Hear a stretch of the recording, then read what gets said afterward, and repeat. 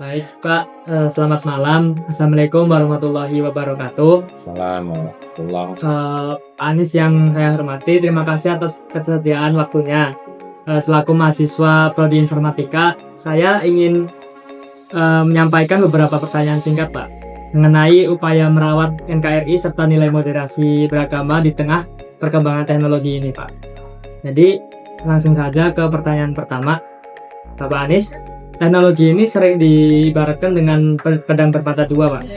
Nah, menurut pandangan Bapak ini, bagaimana sih peran sistem algoritma saat ini, DP saat ini? Apakah lebih banyak memperkuat nilai-nilai positif atau nilai-nilai kebangsaan, ataukah justru berpotensi untuk perpecahan atau memicu polarisasi di kalangan mahasiswa ini, Pak?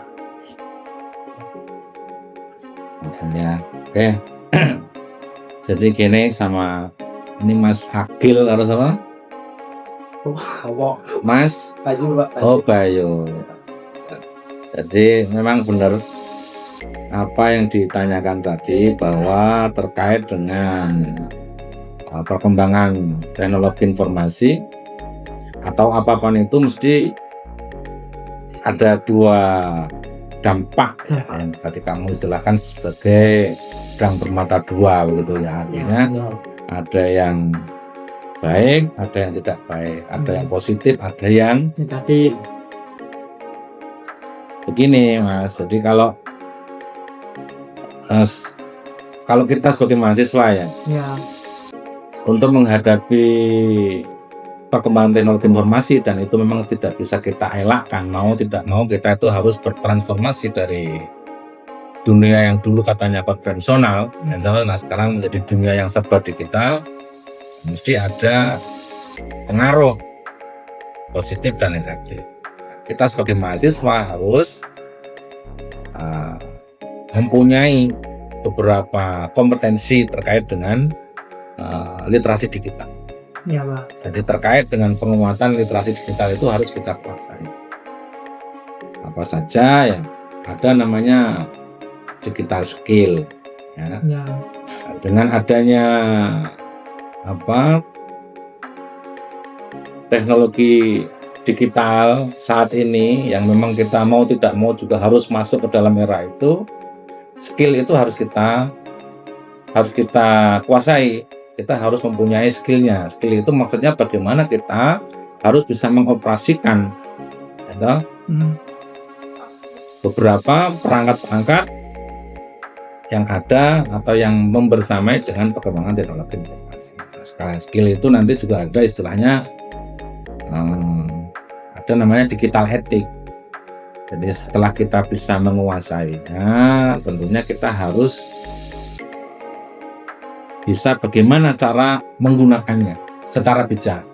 Artinya kita harus tahu atau harus punya kemampuan kira-kira apa yang boleh, apa yang tidak boleh, apa yang pantas dan apa yang tidak pantas. Dengan adanya pengaruh yang tadi adanya positif dan negatif, nah tentunya kita nggak mungkin memilih yang negatif. Iya, Pak. Kita mesti memilih adanya peluang. Peluangnya apa? Kita bisa membuat konten-konten kreatif yang bisa mengajak masyarakat di luar itu bisa bukan malah menimbulkan perpecahan, tapi bagaimana dengan adanya teknologi ini kita bisa malah menjadi satu atau persatuannya lebih. Jadi intinya yaitu terkait dengan penguatan literasi digital. Artinya kita tidak hanya sekedar menjadi konsumen saja, artinya konsumen informasi, tapi kita juga harus bisa atau harus mampu untuk nyaring ya, untuk menyaring jadi informasi-informasi yang didapatkan sehingga tidak menimbulkan efek-efek yang tidak kita ingin. Saya kira seperti itu ya untuk pertanyaanmu tadi. Baik Pak. Untuk pertanyaan yang selanjutnya itu akan disampaikan oleh teman saya Pak. Nah, apa? Selanjutnya di dunia maya yang semakin tanpa batas atau semakin maju ini, apa mungkin langkah konkret yang dapat dilakukan oleh warga sekitar, khususnya saya sebagai mahasiswa atau masyarakat umum, untuk menangkal ideologi yang bertentangan dengan nilai-nilai Pancasila? Ya. Jadi gini Mas, di awal tadi kan saya menyampaikan ada beberapa kompetensi yang harus kita kuasai. Iya Pak. Ada namanya digital skill. Kalau skillnya kita sudah punya, kita harus mempunyai kompetensi terkait dengan digital etik.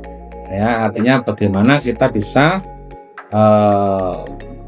menggunakan semua yang ada itu secara bijak. Kita harus tahu mana yang boleh, mana yang tidak boleh, mana yang pantas dan mana yang tidak.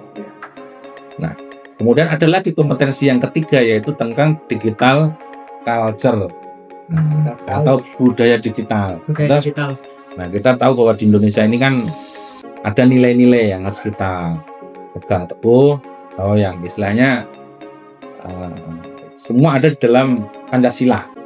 Itu mulai dari ketuhanan yang Maha Esa, sampai keadilan sosial dan seterusnya. Nah, itu nilai-nilai itu juga harus kita terapkan. Ya, jadi sebagai orang Indonesia yang berbudaya, maka kita juga tidak bisa meninggalkan yang namanya budaya digital yang Pancasila itu. Terkait dengan ya kita bisa gotong royong, bersama dan sebagainya dengan menggunakan perangkat digital yang tadi. Iya, jadi itu Mas. Di 3 poin penting tadi ya Pak. Digital skill, digital etik, dan ada digital. Sebenarnya ada satu lagi, yaitu digital safety. Jadi setelah skill ada, etik kita punya, budayanya kita juga dilambari dengan nilai-nilai Pancasila, ya kan. Kemudian kita jangan lupa terkait dengan keamanannya. Artinya kalau kita punya data, ada namanya data ya, terutama data private, atau mana yang harus kita umbar, mana yang harus kita publish dan lain sebagainya, mana yang harus kita tutupi, mana yang harus kita sharing, itu kita harus tahu. Terkait dengan ini digital safety atau keamanan itu ya, tentang kewaspadaan kita terhadap keamanan itu yang harus kita pegang. Artinya namanya keamanan itu ya kita nggak boleh umbar-umbar password, malah password bikin status. Nah, itu kan nggak boleh. Artinya nanti dari segi keamanan itu tidak bisa. Ada lagi? Ya, baik. Sekarang pertanyaan yang ketiga Pak. Sebagai pertanyaan yang terakhir, bagaimana sih Pak cara terbaik untuk mengintegrasikan nilai moderasi atau tawasud yang menjadi ciri khas mahasiswa UNU Yogyakarta Pak ke dalam karya teknologi atau sistem informasi yang dikembangkan oleh mahasiswa? Jadi kan tadi itu langkah konkretnya Pak, tapi yang ini tuh spesifik kepada mahasiswa UNU Yogyakarta dengan nilai yang menjadi ciri khasnya mahasiswa UNU Yogyakarta, yaitu tawasud tersebut. Jadi gini, semua harus didasari atas kemaslahatan. Jadi teknologi jangan sampai membuat yang namanya perpecahan. Ya, harus ada kemaslahatan, kan? Nah, teknologi ini juga harus berorientasi pada pemecahan masalah, ya kan? Iya Pak. Nah, sehingga kita sebagai mahasiswa UNU kan tidak hanya berhenti pada aspek teknis saja, harusnya diarahkan untuk memberikan kemaslahatan bagi umat. Sejalan dengan nilai-nilai tadi yang tawasud tadi. Nah, ini kita bisa menekankan jalan tengah atau ada keseimbangan, sehingga tidak jomplang begitu ya. Harapannya seperti itu, berorientasi pada kemaslahatan umat. Ada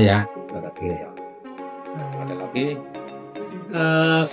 Baik Pak, demikian wawancara singkat ini. Saya atas nama mahasiswa UNU Yogyakarta mengucapkan terima kasih yang sebesar-besarnya Pak, karena atas pencerahan dan wawasan yang telah disampaikan. Semoga yang dibahas pada kesempatan ini dapat menjadi bekal yang bermanfaat bagi kita semua Pak. Jadi wassalamualaikum warahmatullahi wabarakatuh.